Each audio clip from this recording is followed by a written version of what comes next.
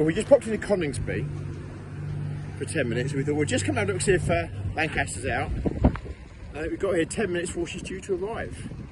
So very lucky. We're going to stand here. We're at the Coningsby Air Base, and we're just outside the hangar where she's going to come in and park up. So we'll see if we can get some footage of her.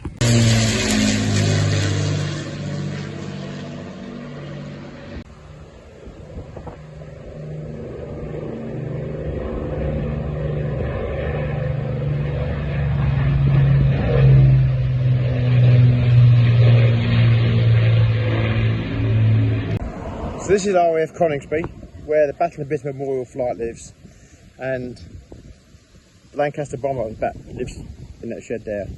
And only 2 Lancasters in the world flying, and one lives here.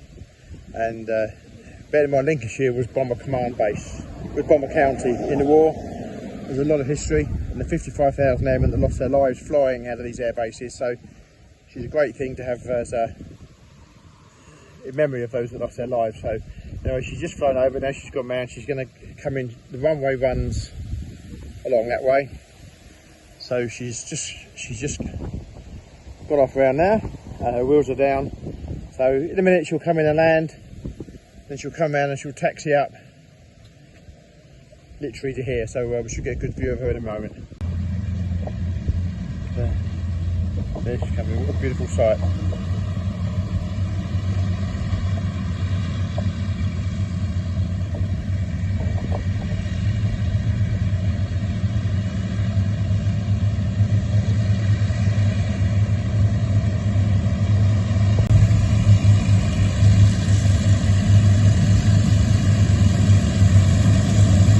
Look at that.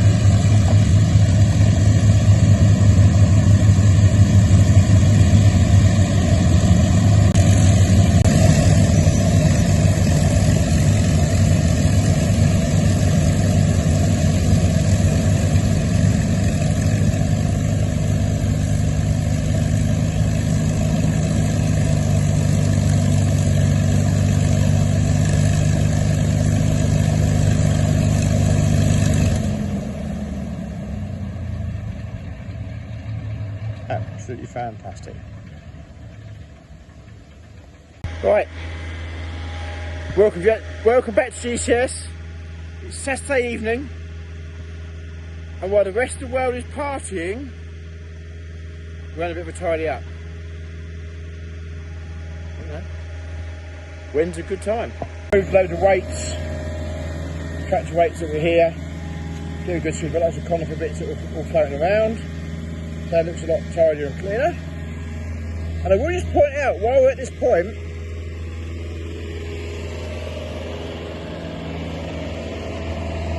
JCB here with muck grab on.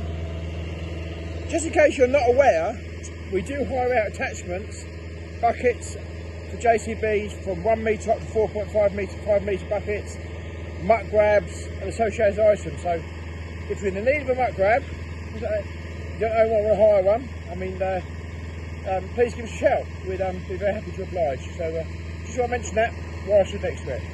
Morning, Tuesday. So we've got some quiet. Right, in the yard. Right, what we're going to do today, we're going to go and look at an auction today. And on an auction, I've got to go and deliver that cab in there. But first of all, we're going to nip down to a local farm who think they've got a bit of an oil leak on a trailer pipe. So I'm going to go nip have a quick look at that and see what that involves. Hopefully it's just a Doughty washer, we'll find out. That's my first job. Head off in the service van. Right, well, that breakdown was okay. It was a tiny little oil leak where on 3 pipes go into a T-piece on a diverter valve under the back of the trailer, and it's got under there and just literally nipped them up a little bit. I think it looks worse is I think dust sticks to it, so it appears there's a leak more so than what there was. But anyway, happy customer, job done. I'm sweating, and it's not even 8 o'clock in the morning. So on to the next one. There we go. One trailer loaded up. It looks worse than what it is. It looks like a big. It's nowhere near as heavy as you think it is. That. So we're still well underway. So good old Hiluxes, they do work hard. So going to go and deliver this and get it on its way, and hopefully another happy customer. Nice little office there. Everybody wants one of these offices. Give us a shout. We've got plenty of them, so please give us a call. Wednesday in the yard, plenty going on. We've got telehandler in there that's being prepared for hire, and I'll show you a few bits why it was come back from a customer, and we'll show you some of the bits. So this is the headstock off it, and I'm not quite sure what the customer's been using it for, but it's got like this tar type stuff on it, which is we've tried to clean it, we've tried scraping it off, we've tried all sorts of things to get it off. So this is how the customer sent it back to us. So we're going to end up shop blasting that. I think, and completely repaint it. I think it's probably going to be quicker than trying to clean it. So there's that to do. The end of the boom, the paint was awful on it, so we've repainted the end of the boom, dipper, whatever you call it, for that. So that's sorted. Gary's did a good job there. Colour may not be exactly perfect, but he's getting a second coat on there.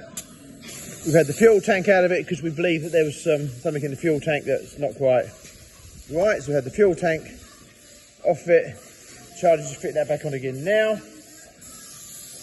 There's a different headstock that we've had on the shelf, which is going to be put on it in a few minutes. And so try and get the machine back to how it should be. But who else on their machines, just out of curiosity while we're here, is having paint issues? Like where it's paint is falling off badly. Is this just us, or is this something else that other people are having? But these machines, just seems like the paint, same that side, the black paint on the wood just absolutely just falling off. So is that just us, or is it other people as well? It does amaze me sometimes the conditions some of these machines get sent back to us. This is the same machine that had the tyres all cut to pieces as well. So it's quite a lot of work in doing. But the thing is, when the customer gets a bill, I think sometimes they think that we're trying it on, but we're not. You can genuinely see there, you know, the work for them to do to get that machine back. Now, we photograph our machines when they go out and hire. So we've got photographs of the machine, and a lot of time actually the video on YouTube is being got ready, and so we have plenty of sort of supporting evidence that the machines we send out are in good order.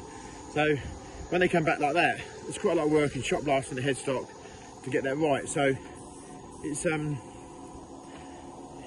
yeah, it just say customers do cringe a bit and say, well, it's going to cost you £3,000 to put that. I mean, they've already had to put a set of tyres on that machine. But there you go. No one looks after it like they do when it's their own, do they? But there we go. Anyway, not moaning. We're just going to get it on and get it sorted. Just popped into Lynx Motors to get a part. I'm very impressed with their bargain bin. I'll show you. Here's the bargain bin. All bits in there. There's a single boot. So if you need a boot, this is just the place to get one from. Perfect. Lynx Motors in Louth. Thursday, back in the yard. Been out doing bits. My hair looks scruffy. Right. I'm going to show you a nice array of tanks here ready to leave today. The job to go in the workshop have got ready and look really good. Here we have some 2,000 litre fuel tanks, painted green for a particular customer down in Kent. 2 grey 950 litre fuel cubes. They all look smart. And 2 2,000 litre mainway fuel bowsers. So they're all ready to go today. We're very lucky that people are choosing to use us for their bowsers. Good. Then there's a block grab there that's also leaving. So I think the staff in the workshops here have done a great job getting this stuff ready. Right. Makes you proud, doesn't it, really? All right, onwards. I just popped into Pex at Mareham again. Pex at Mareham closing their depot. Big shame, big shame. Anyway, coming into the workshop.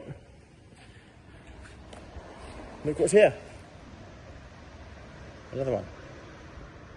54270. I think been PDI'd, ready for us to collect in a few days' time. I know these all look the same. We just get excited at the fact that the new one, dual check transmission.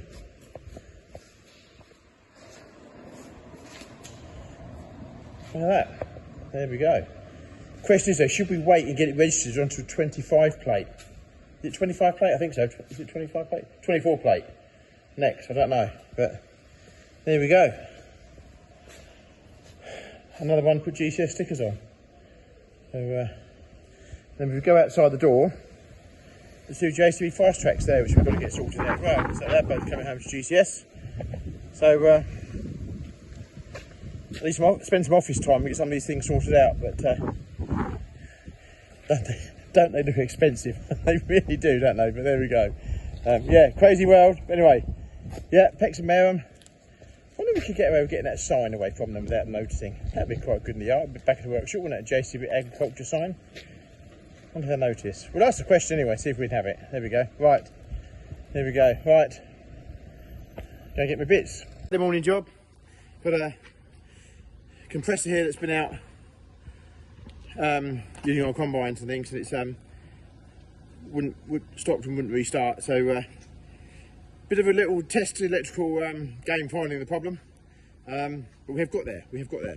So this is an Ingersoll Rand 741 compressor, and it had the issue where it just wouldn't restart. So you've got electric pump on this.